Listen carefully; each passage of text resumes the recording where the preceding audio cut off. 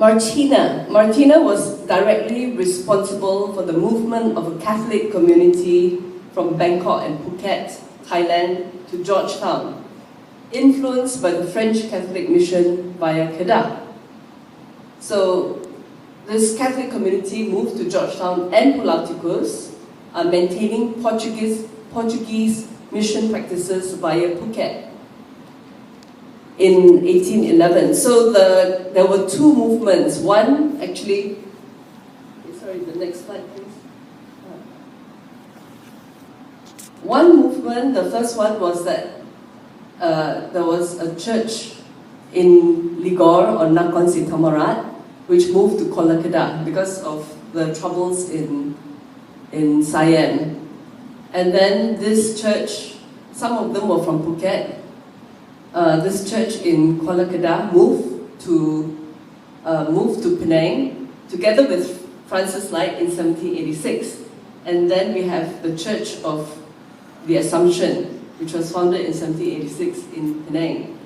And then you have a second movement, which was the Church of the Church of the Immaculate Conception, which moved to Pulau Tikus in 1811. Okay, referred in Thailand church documents as Thai Portuguese, this Catholic community was called Serani by locals in Penang.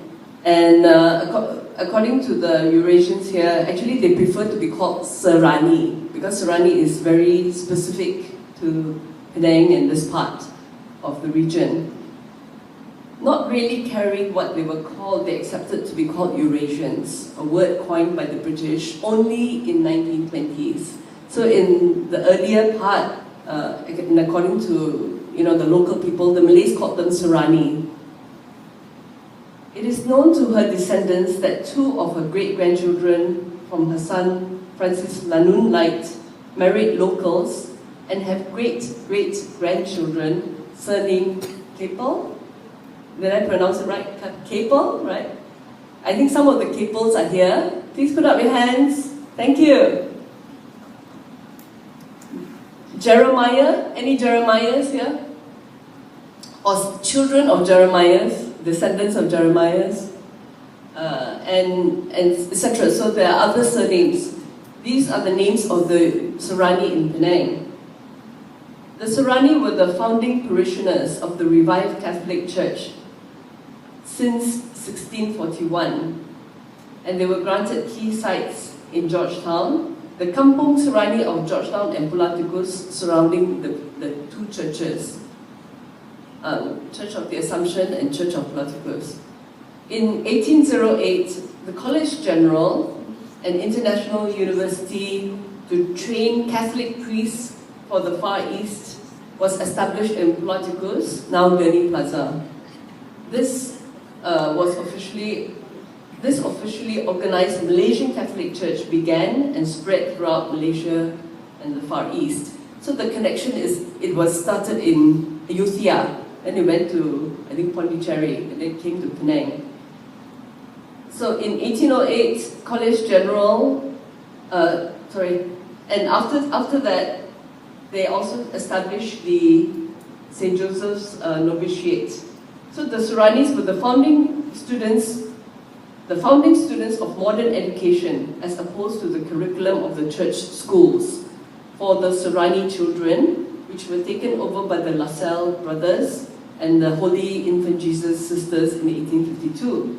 The Serani community benefited very much, and Eurasians were core employees in government and private establishments, largely due to their proficiency in the English language, which they adopted as their mother tongue.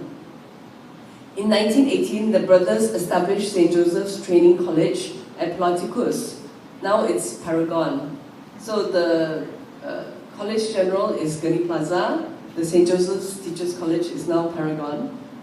And they established it as a training house for brothers, sisters, and secular students to teach in the LaSalle brothers schools and convents in Malaysia and the Far East.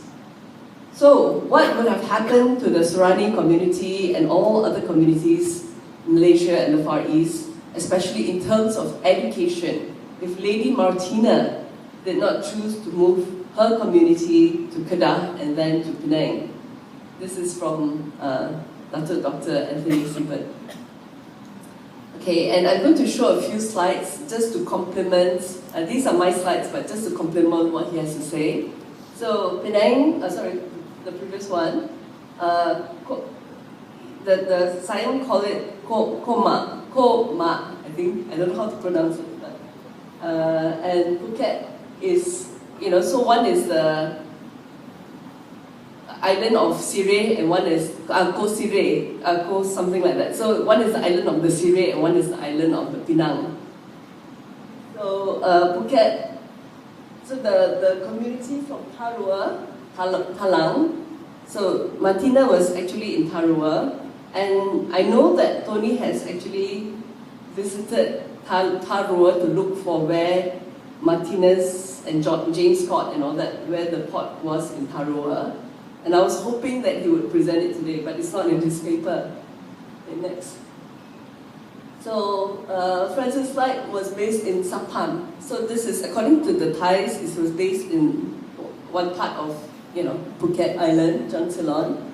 And he cohabited with Martina Rosales, who's also called Martina Tongdi of Talang. And of course the son from, whose the mother's from Phuket, and then he was born in Kedah and he came to Penang. I tell you, we'll talk more about that next. So Francis Light also has a Thai title. I mean, the king of Siam gave him a title, which is, well, I don't have the full, Pia Raja Kapitan, but they will call him Captain Lake, or Captain Lake, something. It's very soft and lilting, and he was given this title by King Thaksin in 1778. He considered Phuket before finally setting up the East India Company trading post in Penang. Next. And this is the Church of Assumption in Penang. So it originally came from Nakhon Si Thammarat and then Phuket to Kuala Kedah and Penang, and founded in 1786. Next. And then the whole church from Phuket, because of when the Burmese attacked Phuket, the whole church moved to Pulau Tikus. And I think there was nobody left in Phuket after that, I mean, in terms of the Surani. But today there is an Assumption Church in Phuket, but I think this was reconstituted later. I haven't got to the bottom of this. Next. Any more? Yeah. Okay, so to prepare for what you're going to hear from Dato Rira next, actually when I did my research in Phuket, we heard about the governor and the governor's wife, Lady Chan. The governor's wife also had a sister, Lady Chan. Sister is Lady Mook. So this is Lady Chan and Lady Mook. And they have,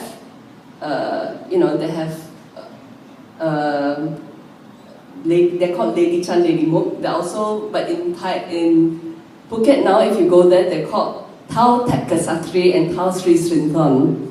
So they have these titles. And they also have Muslim names. Because, the world was very fluid.